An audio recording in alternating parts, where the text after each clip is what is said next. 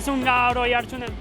Bai, bueno, gertu egon da ez, asko disfrutatu dut, iesaldian, gero, momentu batean pentsatut iristeko aukerak banitula, baina, azkenean atzetikan jende asko zegoen tiratzeko, ni bakarrik joaten nintzen, eta, pixka luz egin zait, baina, oso pozik.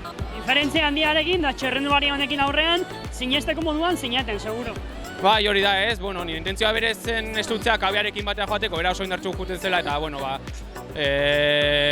uste nuena baino kerago joaten zen, eta azkenean bakarrik joan ez, eta, nire apostua egin dut, azkenean, 5 kilometro soberan izan ditut, baina, oso pozik egindako apostuarekin, eta egindako egunarekin. Azkeneko txampan sartu geha dagoeneko, zesentzia nola dituzu hankak ere moraldia insteko?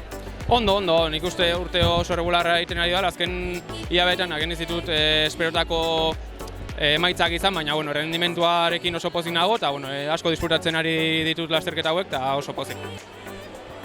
Behin, konfirmatuta jauzia emango dezula horrengo urtean Euskaltelera, beste sentsazio, beste lasaitasun batekin lehiatzen aldezu. Bai, azkenean urte osoan ez da ez dit asko estresatu, ez? Banekin nire urtea ondo joan ez gero aukera zegoela, eta orain bai ja aukera hori izan da lasaiago korritzeko, beste modu batean korritzeko, baina despistatu gabe eta ahalik eta lasterketa hoberenak egiten saiatzen naiz. Zorionak. Eskerrik asko.